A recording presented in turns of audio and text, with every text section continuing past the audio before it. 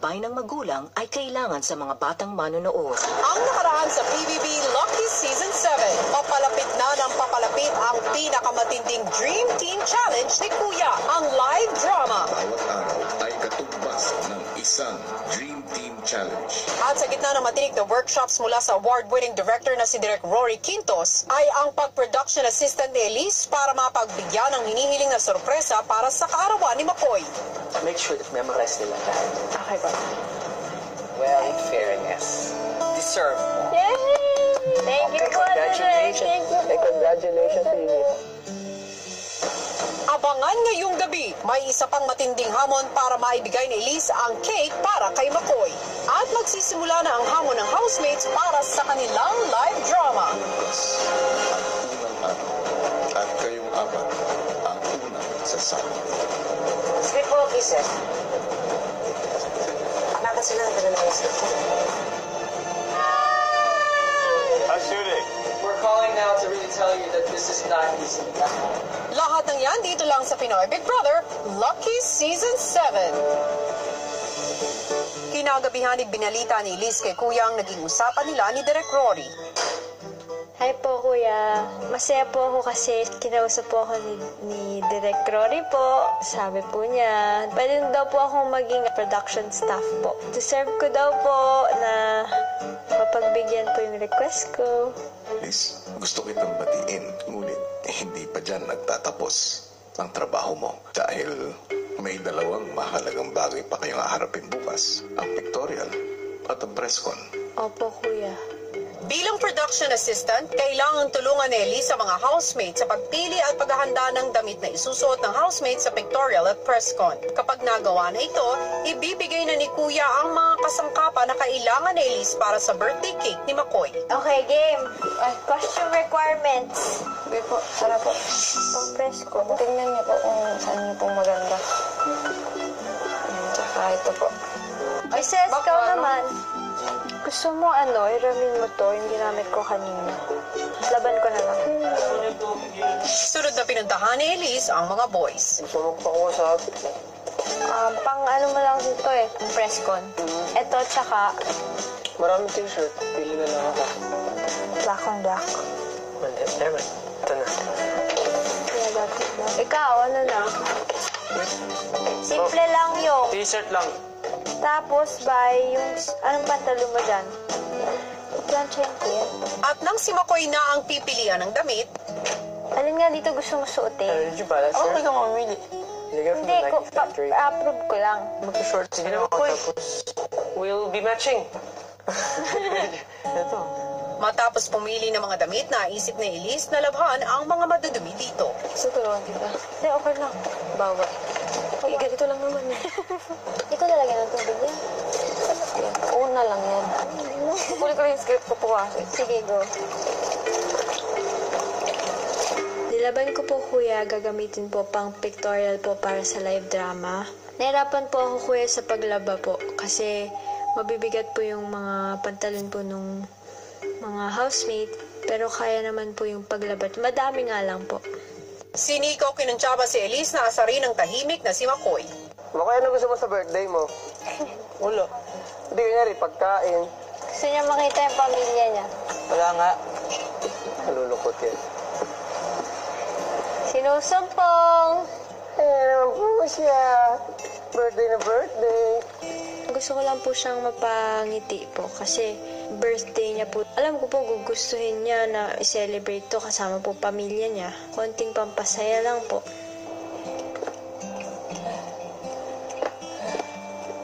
Pagod.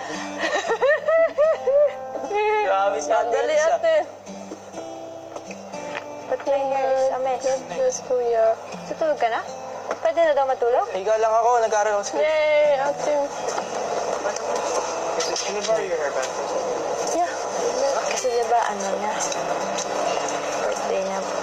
Kaya ginagawa mo po. Kaya ang assistant ka.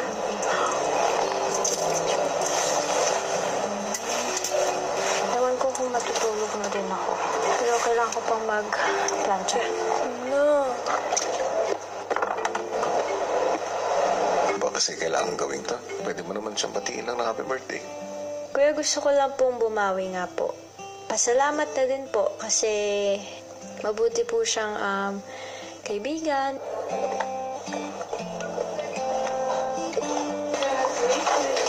Yeah, I have to finish it tonight.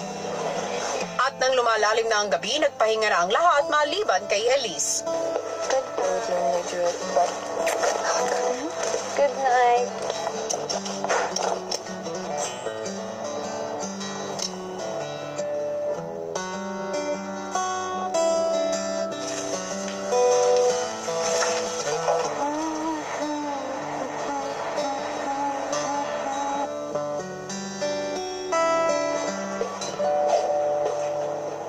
Tapos ko na po yung paglaba po at saka pagplansya po ng mga gagamitin po para bukas.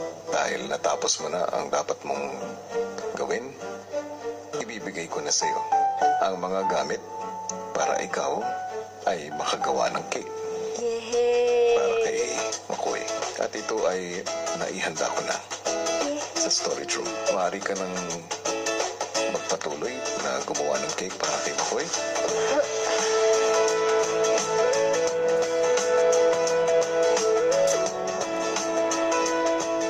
Fulfilled na po ako sa lahat ng ginawa po na pagiging production assistant po, kuya.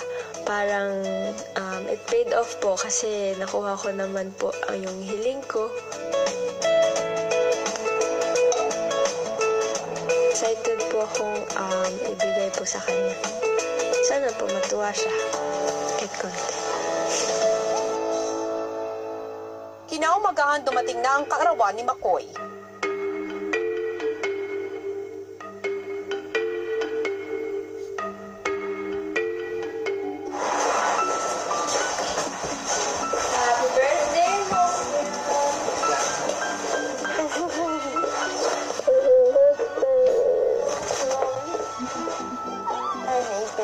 Si Elise pasimpleng nagpasabi sa iba tungkol sa ginagawang cake. Merong nakalagay sa phone ng galawan. May nakalagay sa phone ng galawan. Birthday po.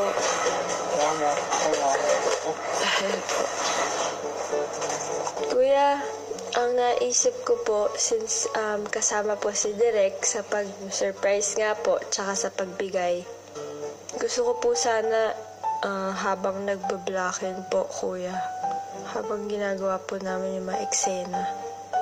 Nais kong ipaalam sa iyo na sa loob ng 30 minuto ay parating na si Direk para ipagpatuloy ang gawain ninyo. Guys, 30 minutes, dadating na si Direk. At nang naging abala si Makoy, tinago muna ni Elise ang cake sa storage room. Pagdating nila Direk Rory para sa ensayo ng blocking, pasimpleng lumapit si Elise. Taxi. Alec, wait. Dala ko na po yung... Before, dito. Okay. Kasi to enter Dito ka ko po. mag-project. Okay. Okay. Thank you, Direk. Pagkali ka dito. Ba't ang effort ka kay Mako? Hindi po kasi Direk. Kasi pag partner po kami, siya po yung gumagawa. Eh ako po kasi babae. Pag buhat-buhat, di ko po kaya. Okay. Yun lang yan. Ano po, Direk? Okay. May gusto ko ba? Wala po. Pay for effort, ha? Talaga po ba? Yeah. Hindi po It's kasi ako fine. showy, Direk. Hindi po ako gumagawa. Okay. That's good. How nice. What a sweet girl you are. May gusto siya. May gusto siya. Okay. Nang nagsimula na ang blocking, hinanda na ni Elise ang cake. Gusto ko sana i-surprise dinner dito si Kim. Kim! Kukunin ka na po.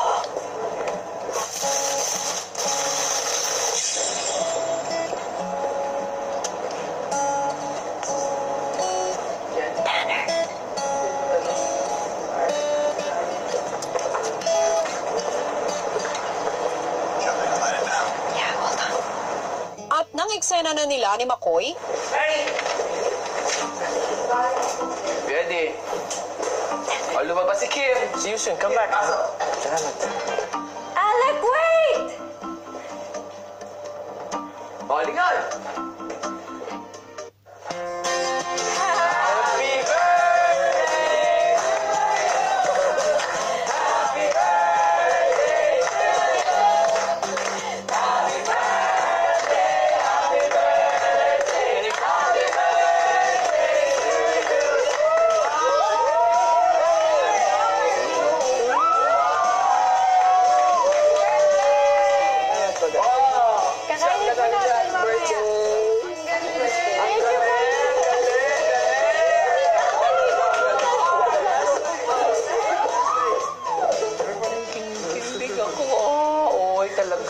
fairness kay Elise, my God, nakita ko first hand with my own eyes dito sa sa bahay ninyo kung paano talaga silang yung chemistry nila sa isa't isa. Yan, napaka-strong, napakalakas at talagang nakakakilig.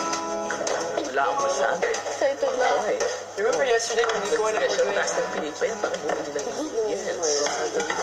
Swerte siguro sa isang lalaki talaga na bigyan ng effort ng galing sa isang babae ng ganun po. At ako po, sobrang na-appreciate ko talaga po yan. Hindi ko talaga alam ma-express sa kanya talaga, naiiyak ako. Iba siya sa mga babae rin na nakilala ko pa sa buhay, kuya. Siya yung kakaiba talaga. Alam mo, ako 85 years old, maalala ko ito. Really? Galing ni Denise. Believe ako. Kuya Makoy, wish mo para kay Ate Elise at sa'yo. Palagi lang kami maging masaya. Makita ko lang po na naging reason po ako na mapasaya po yung isang tao. Masaya po ako doon, syempre. Hello Philippines and hello world! Talaga namang ramdam pa rin ang pet-ibig sa loob ng bahay ni Kuya. At matapos nga ang kanilang naging pictorial at press con, magpapatuloy ang kilig sa gaganaping live drama ng ating mga housemates na magsisimula na bukas. At mga kapamilya, may good news kami para sa mga gustong ma-experience ang lahat ng kaganapan sa kakaibang cast ng housemates. Dahil bukod sa live drama na mapapanood nyo live na live sa ABS-CBN Primetime bukas, maaari nyo ring mapanood ng sabayang behind-the-scenes na eksena sa lokasyon ng mga housemates sa inyong mga mobile devices o computers katulad na lamang nito. Kaya't kung gusto nyong maranasan ang makasaysayang live drama cast ng ating mga housemates ng buong buo, tumutok lamang po kayo sa ABS-CBN Primetime bukas at kasabay nito at mag-log on din sa official website at Facebook ng Pinoy Big Brother Lucky Season 7 para mapanood ang ating behind-the-scene happenings. Samantala, kaakibat ng no-cuts na hamon ng live drama, meron ring tape community scene na kailangan ring gawin ng mga housemates para dito. At matapos magamit ang mga damit na inayos na Elise para sa pictorial, kinausap ni Kuya ang teen housemates para sa kanilang taping. At kung ano ang nangyari, narito panoorin nating lahat. Matapos ang pictorial, pinatawag ni Kuya ang teen housemates. Housemates, Kuya. mayroon akong importanteng anunsyo. Nais ko lang ipaalam sa inyo na bukas itinakda ang unang araw para sa inyong live drama. At kayong apat ang unang sasalang dito. Hindi pa pumuputok ang araw at naghahanda na ang teen housemates. Ngayon ang unang araw ng taping ninyo. Kaya't kailangan sa loob ng 30 minutos, kailangan ay handa na kayo. Kisses! Kisses! 3 minutes na. Okay? Yeah. Alright.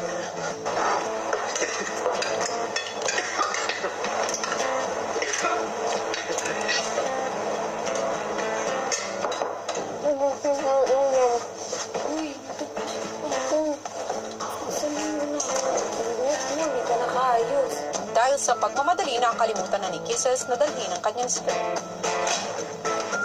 Go. Magandang umaga muli. Magandang umaga po kayo. Bit-bit nyo na ba ang lahat ng dapat nyong dalhin? Yes po, Kuya. Ang mga scripts nyo, dala niya. Opo. Dito na po, Kuya. Kalimutan ko po, Kuya. Paano yan, Kisses? Pwede ko po kunin? Malilate kayo niyan.